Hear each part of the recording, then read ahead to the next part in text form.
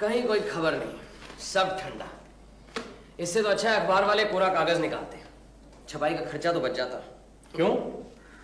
इश्तिहारों में भी कुछ नहीं? तुम्हारे हिसाब से तो दुनिया भर की बेहतरीन खबरें इश्तिहारों में ठुसी रहती है। इश्तिहार भी सब ठंडे हैं। एक आदमी विधवा से शादी करना चाहता है, अब कुंवारी को छोड़कर विधवा से शादी करने की क्यों ठानी, ये बात मेरी समझ में नहीं आई। जरूर कोई बुरी नियत होगी। क्यों बुरी नियत है? ये काम तो कोई निस्वार्थ समाज सेवक ही कर सकता है। और कोई खबर?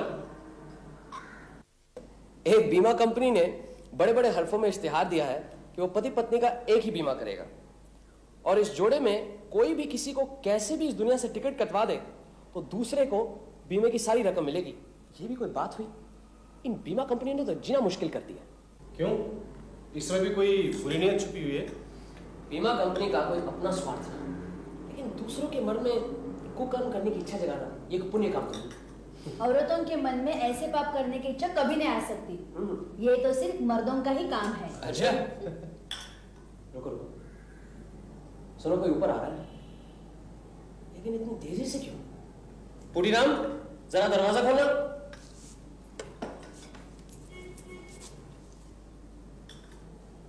अरे क्या होशियारी दिखा रहा है, खोल। हबुल है, बैठो बैठो, पड़ोसी का ही लड़का है हबुल। क्या बात है हबुल? मुकेश भैया, रेखा मर गई। हबुल, हबुल चुप हो जाओ, शांत हो जाओ, इधर बैठो, बैठ लिया, बैठो। हबुल, चलो ऐसे रोते नहीं, बताओ मुझे, बताओ क्या बात है, बताओ। पिताजी 2 दिनों में दिल्ली चले गए। घर में मैं, मेरी छोटी बहन रेखा और हमारी सौतेली माँ रहते हैं। मैं आज जब सुबह अपने ऊपर वाले कमरे में पढ़ रहा था, एकाएक नीचे से माँ की चीख पुकार सुनाई दी। मैं दौड़कर नीचे आया। रसोई के दरवाजे पर माँ खड़ी चीख रही थी। मेरी समझ में कुछ नहीं आया। मैं दौड़कर रसोई में गया। चूल्हे के पास रेखा बैठी थी, सिर नीचे झुकाए। मैं रेखा को पास जाकर पुकारा, उसे हिलाया, लेकिन हबुल, हबुल, हबुल, मैं क्या करूं मुकेश भैया, पिताजी घर में है नहीं, इसलिए आपके पास आया हूं। हबुल चुप हो जाओ, तुम मत होना, तुम्हें धीरे से काम लेना चाहिए। रेखा को क्या हुआ था अबुल? बीमार थी? कुछ नहीं। क्या उम्र थी उसकी? यही कुछ 16-17 साल, मुझसे 3 साल छोटी। हाल ही में कोई बीमारी हुई थी? Typhoid, berry? जी नहीं। तुम जाकर देखो ना। चलो तुम्हारे घर चलते हैं, बिना देखे कुछ समझ में नहीं आएगा। फिर तुम्हारे पिताजी को एक तार भी भेजना है, एक डॉक्टर भी चाहिए। तुम्हारे घर के पास डॉक्टर रुद्र रहते हैं ना? जी हाँ। आओ अजीत।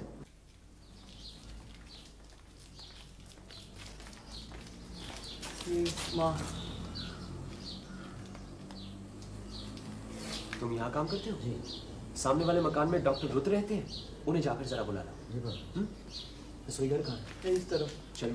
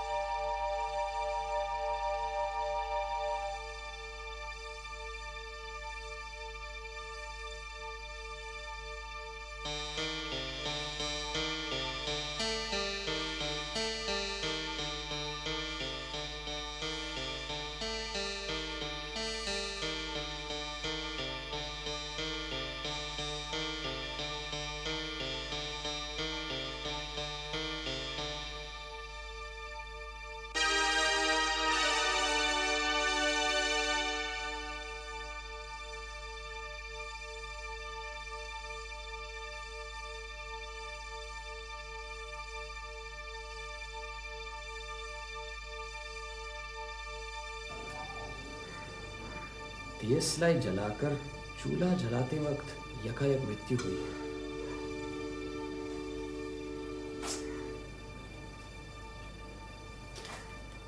मौत के समय रसोई घर में और कोई नहीं था।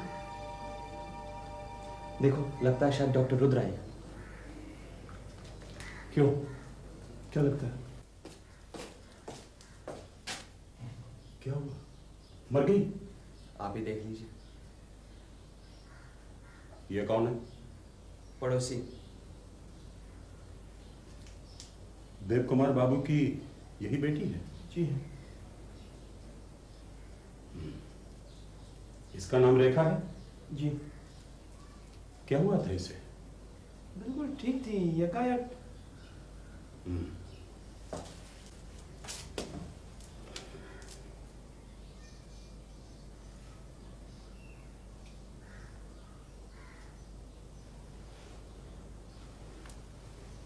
मौत करीब 2 घंटे पहले हुई है, क्योंकि रिगर मॉर्टिस शुरू हो गया है। मौत की वजह क्या है, आप बता सकते हैं? बिना ऑटोप्सी के कुछ भी कहना बहुत मुश्किल है। मेरा ख्याल है अब मेरा यहां कोई काम नहीं, मैं चलता हूं। मेरी फीस 32 रुपए मेरे घर भिजवा दीजिएगा।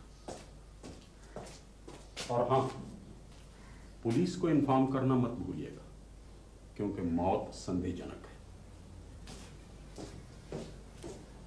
अबुल, अपने नौकर को बुलाना जरा। हरी, कागज।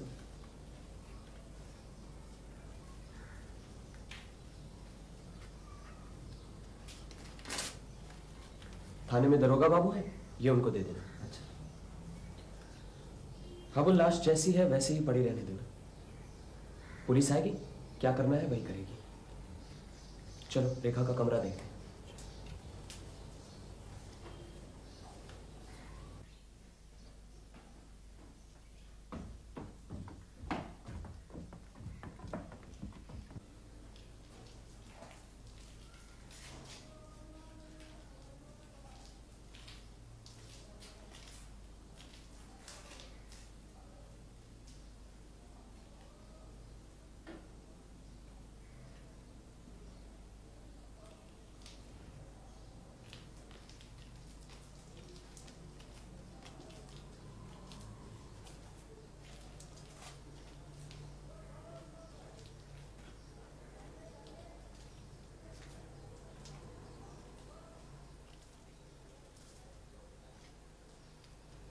ये सामने वाला मकान डॉक्टर रुद्र का? जी।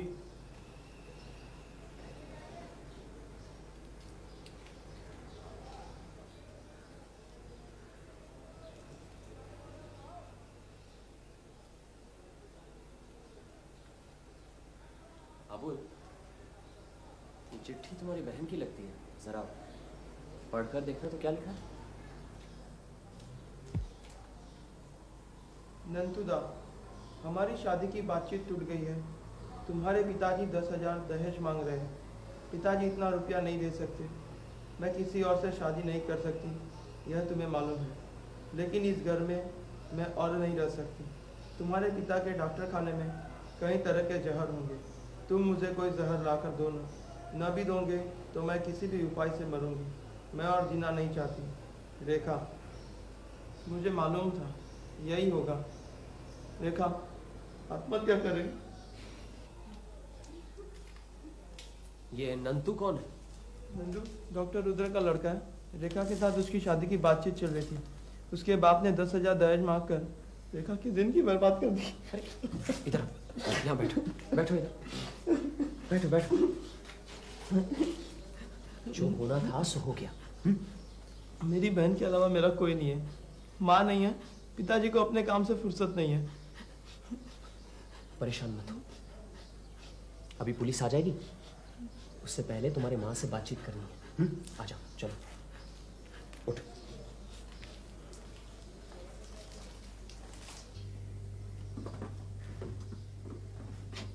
क्या बात हुई, आप कुछ बता सकती हैं?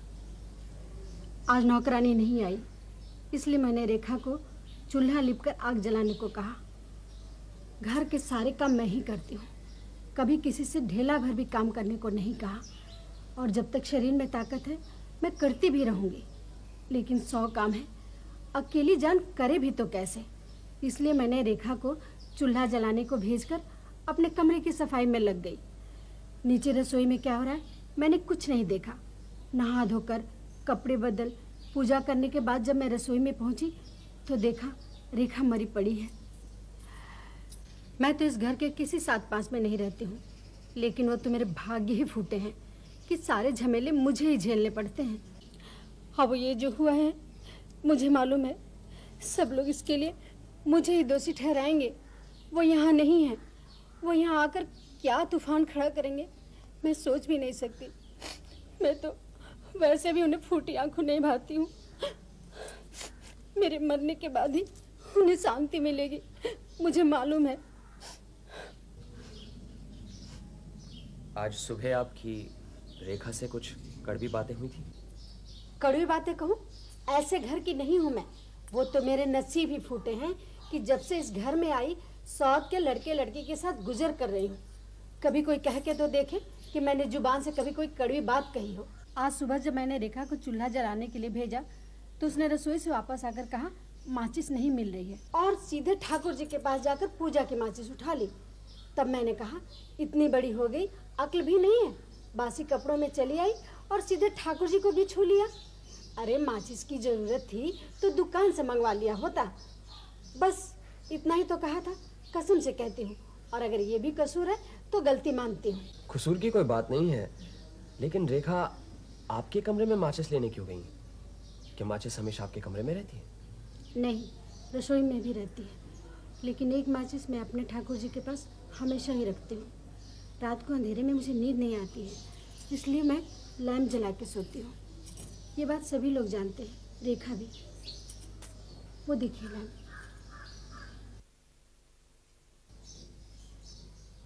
मतलब उसी वक्त आपने रेखा को आखिरी बार जिंदा देखा था, उसके बाद नहीं? नहीं, और देखूंगी कब? घर की सफाई के बाद तो मैं नहाने चली गई थी। दरोगा जी आए हैं। धन्यवाद। अगर जरूरत हुई तो बाद में पूछताछ करूंगा।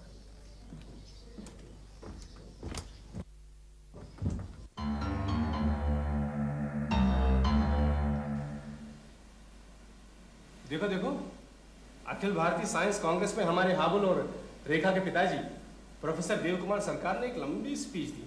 क्या कहते वो? कहा है भारतीय वैज्ञानिकों की विज्ञान से रुचि नहीं है, ये धारणा बिल्कुल गलत है। इसका ज्वलंत उदाहरण है हमारा प्राचीन भारत। विज्ञान का बीज मंत्र भारत में ही हुआ है, लेकिन वर्तमान में हमारी दशा सोचनीय है। फिर भी सारी असुविधाओं के बावजूद हम अपनी छोटी लेबोरेटरीज में जो कुछ चमत्कार कर रहे हैं उसे प्रोत्साहन, आर्थिक सहायता और सहानुभूति चाहिए। फिर हम भी दिखा सकते हैं कि भारतीय वैज्ञानिक विश्व के अन्य वैज्ञानिकों से कहीं भी कम नहीं है। आर्थिक सहायता क्यों, क्या हुआ? ये हाबुल दिखने में तो बुद्धिमान लगता है, लेकिन इसके पिता वैज्ञानिक होकर भिखारियों की तरह ये रोने धोने का भाषण क्यों दे रहे हैं? क्यों, इस भाषण से क्या वो बुद्धिमान नहीं लगते? ऐसी बात नहीं है, लेकिन फिर से शादी करना कोई बुद्धिमानी का परिचय तो नहीं। कब मिले थे तुमसे? 1-2 बार देखा है उन्हें, तार पहुंच गया होगा। आज आ जाना चाहिए उन्हें। तुम्हें क्या लगता है, रेखा ने आत्महत्या की है? तुम्हें क्या लगता है? आत्महत्या ही होगी, चिट्ठी में तो साफ लिखा है। हाँ, लेकिन आत्महत्या हुई कैसे? जहर खाकर, ये भी तो चिट्ठी में लिखा है। अरे इस चिट्ठी में लिखा जरूर है, लेकिन चिट्ठी जहां पहुंचनी थी वहां पहुंची नहीं, लिखने वाले के तकिए के नीचे रह गई। फिर जहर कहां से मिला? चिट्ठी में तो ये भी लिखा था कि जहर न मिलने पर किसी और तरीके से। लेकिन चिट्ठी भेजने से पहले ही दूसरा तरीका अपना लिया, क्या ये मुमकिन है? फिर चूल्हा जलाते जलाते कोई आत्महत्या नहीं करता।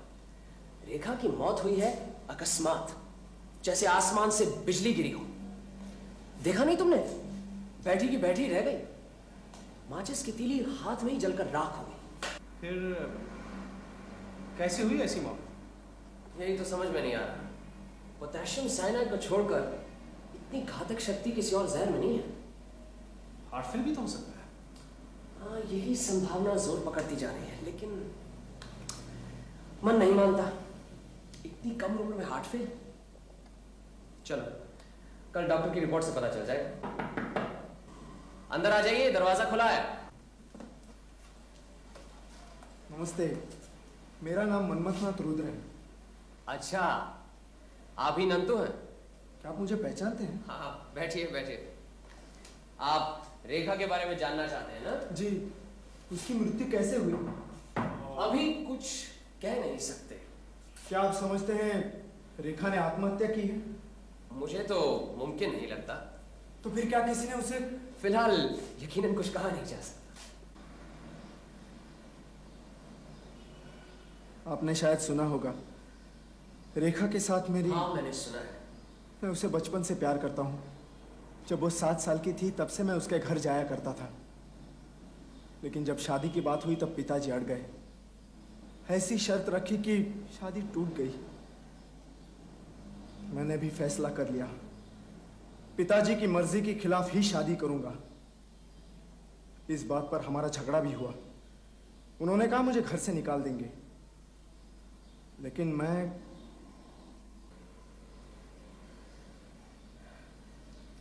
पिताजी से आपका झगड़ा कब हुआ? परसों दोपहर को। पर मैंने साफ कह दिया कि रेखा के अलावा मैं किसी और से शादी नहीं करूंगा। आपके पिताजी इस शादी के खिलाफ क्यों थे?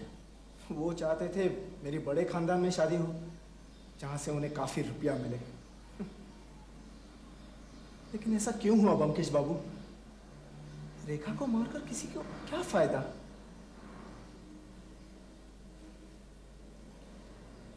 आपके पिताजी को फायदा हो सकता है।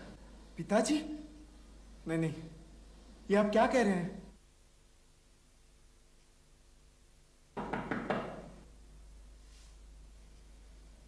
कौन है?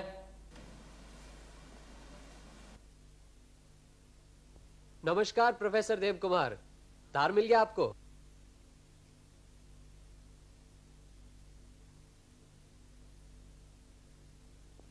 यह बदमाश यहां क्या कर रहा था? मुझसे मिलने आया था। लड़की की जान लेकर भी इसका पेट नहीं भरा? यह और इसका बाप दोनों नरपिशाच हैं। रुपए के लिए घटिया से घटिया काम करने से भी नहीं चुकेंगे। आप बैठिए बैठिए बैठिए।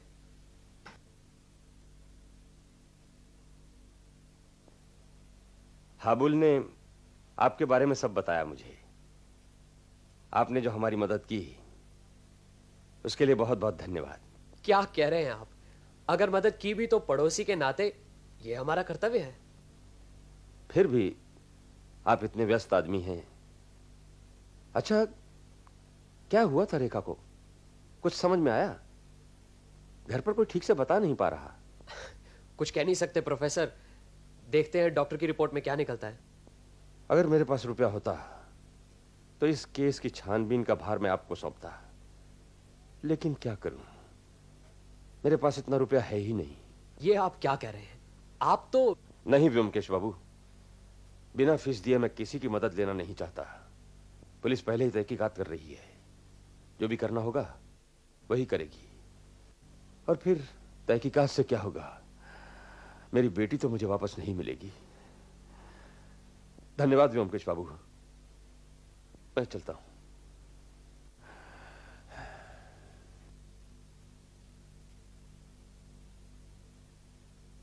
अच्छा,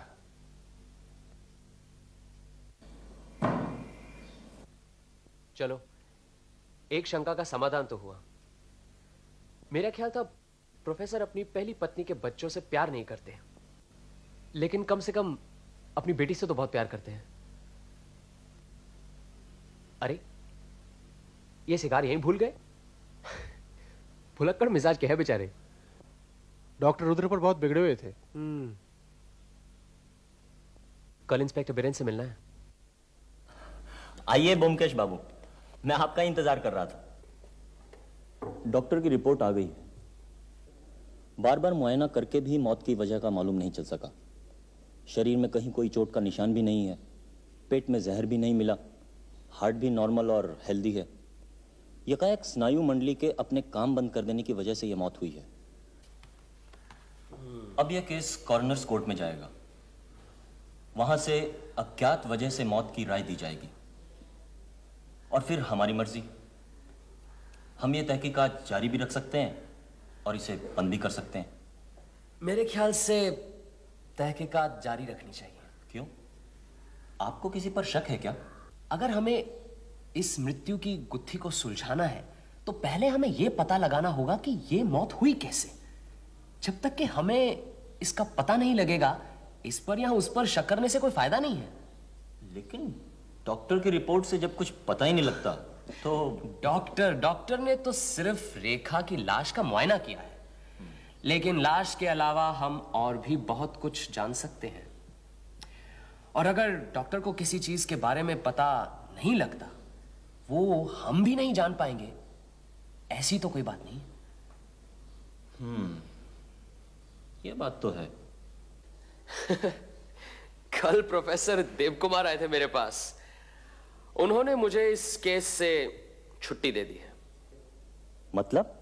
मतलब ये कि बिना फीस दिए वो किसी की मदद नहीं लेना चाहते, और फीस देने लायक उनके पास पैसे हैं नहीं। क्यों नहीं है? उन्हें अच्छी खासी तनख्वाह मिलती है, कॉलेज में प्रोफेसर है, 800-900 रुपए तो मिलती ही होगी। शायद ज्यादा ही होगी। फिर आपकी मदद क्यों नहीं ले रहे? किसी को आड़ में रखने की कोशिश तो नहीं कर रहा है? हाँ, ये हो सकता है। किसको आड़ में रखेंगे? अपनी पत्नी को या अपने लड़के को? प्रोफेसर ने आपको छुट्टी दे दी होगी, लेकिन अगर जरूरत पड़ी तो मैं आप ही के पास आऊंगा। जी जरूर, मैं पूरी मदद करूंगा आपकी। और फिर मेरा तो इस केस से संबंध हाबुल की वजह से है। Very good. मैं आपके पास परसों सुबह आऊंगा। बिल्कुल। चाय वाय तो पिलाएंगे ना? जी जरूर, मैं आपका इंतजार करूंगा 9 बजे। अच्छा। ब्योमकेश बाबू कहाँ हैं? अंदर है, आप बैठिए, मैं बुला लाता हूं।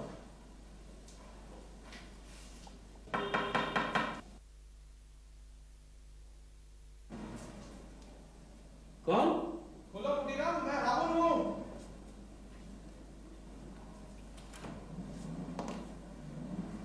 अरे नमस्ते दरोगा बाबू। नमस्ते भाई, कैसे हो? बस मैं ठीक हूँ।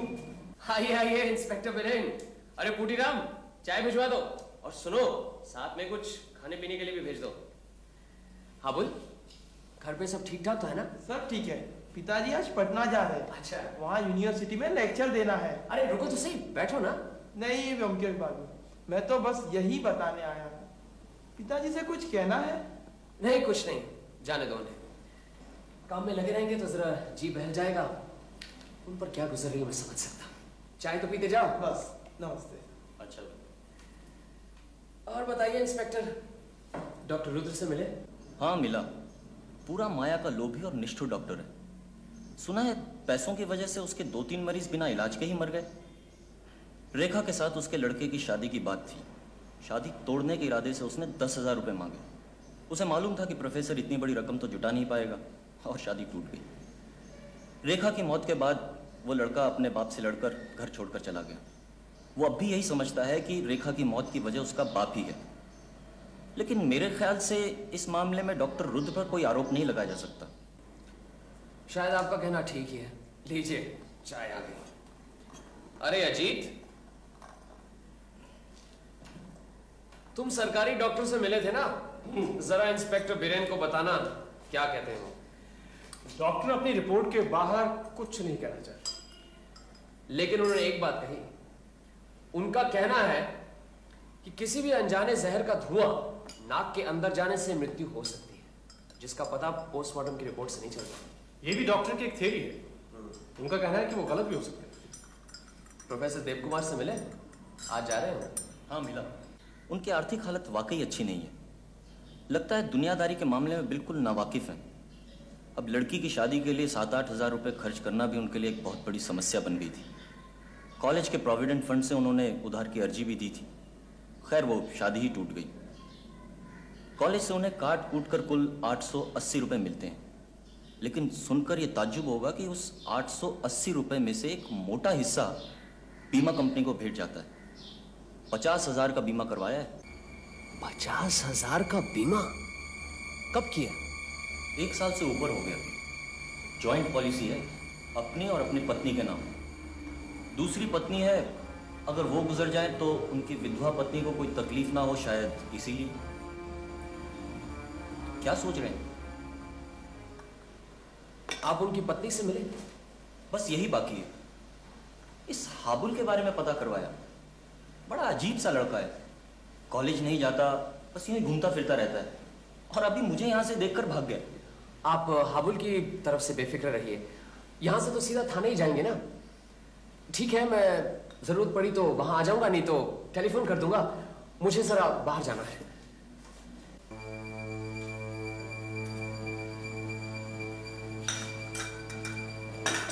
मैं भी चलता हूं। ठीक है।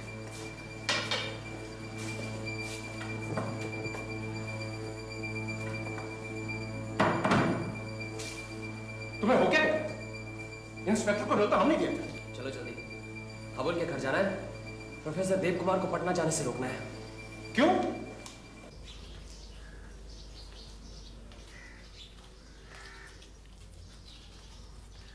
प्रोफेसर देव कुमार? प्रोफेसर देव कुमार है? क्या हुआ? हाबुल। क्या हुआ हाबुल को? किधर है वो? ऊपर अपने कमरे में। चलो।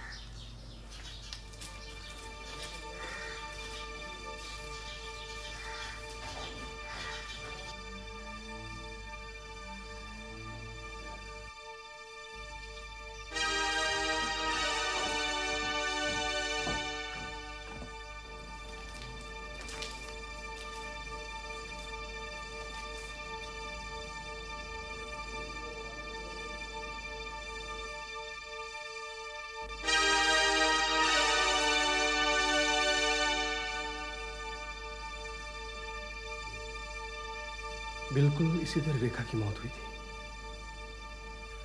उफ, किस्मत की मार देखो, बुरा करने वाले का यही हाल होता है। क्या हुआ? तुम फौरन जाओ, इंस्पेक्टर बीरेन को ले आओ। मेरी तरफ से कहना कि प्रोफेसर देव कुमार के नाम गिरफ्तारी का वारंट भी ले आए, जल्दी। लेकिन तुम जाओ तो सही, मैं बाद में समझा दूंगा। साथ में ये भी कहना कि हाबुल अपनी बहन रेखा की तरह मर गया। जाओ जल्दी जाओ।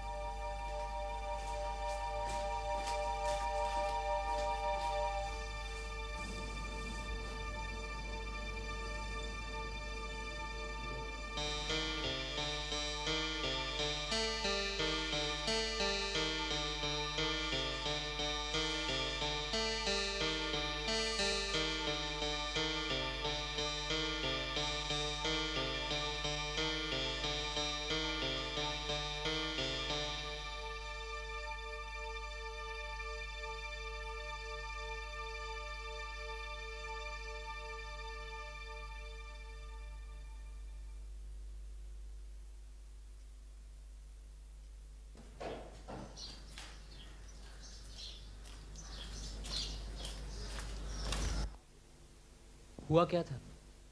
हाबुल छुप छुप के सिगरेट पिया करता था। कई बार खरीद कर मैंने हिला के दिया। आज माचिस नहीं थी उसके पास। उसने कहा माचिस ला दो, तो मैं माचिस लेने गया बाजार में। मुझे और भी कई काम थे। माचिस लाने में देर हो गई। जब मैं माचिस लेकर आया तब वो अपने कमरे में खत्म हो चुका था। फिर तुमने क्या किया? प्रोफेसर साहब आज ही पटना जाने वाले थे। उनको बताया, वो फौरन ऊपर गए और वहां उनको देखकर रोने लगे। वो माचिस कहाँ है जिससे हाबुल ने सिगरेट जलाई थी? वो तो साहब ने उसके हाथ से ले ली थी। अच्छा, उस वक्त माजी कहाँ थी? रसोई घर में। प्रोफेसर देव कुमार कहाँ है? अपने कमरे में।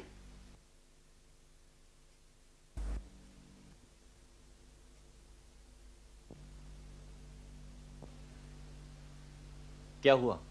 वारंट लाए? जी हाँ।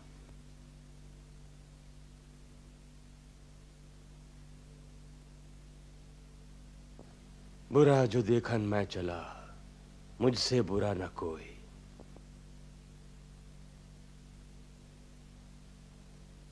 प्रोफेसर देव कुमार, आपके नाम वारंट है।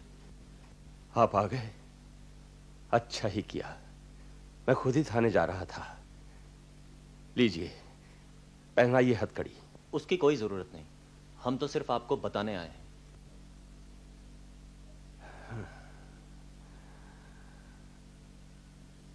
डेस्टिनी, तकदीर।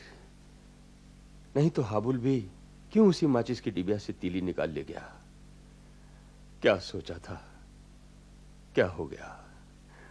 सोचा था रेखा की धूमधाम से शादी करूंगा, हाबुल को विदेश पढ़ने भेजूंगा, अपने लिए अप टू डेट लेबोरेटरी बनाऊंगा।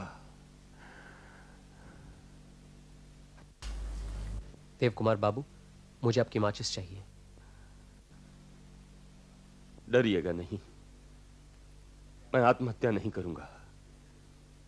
अपने लड़के को मारा, लड़की को मारा, अब मैं खूनी आसामी की तरह फांसी के तख्ते पर लटकना चाहता हूं। माचिस की डिबिया मुझे दीजिए। इसमें केवल 5 तीलियां हैं, लेकिन सावधान, एक एक तीली मृत्युवान जैसी है, जलते ही फौरन मौत, जैसे मेरे दोनों बच्चों की हो गई।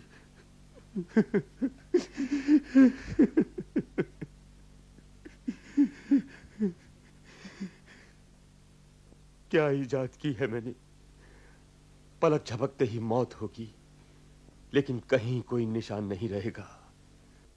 आधुनिक युद्ध नीति में एक भयंकर तब्दीली होगी। यह विष नहीं है, एक महामारी है, लेकिन बुरा जो देखन मैं चला। प्रोफेसर देवकुमार, मेरे ख्याल से अब चलना चाहिए। हाँ। आप अपनी पत्नी से नहीं मिलेंगे? पत्नी? मेरी फांसी के बाद बीमे का सारा पैसा उसी को तो मिलेगा। किस्मत का खेल देखिए।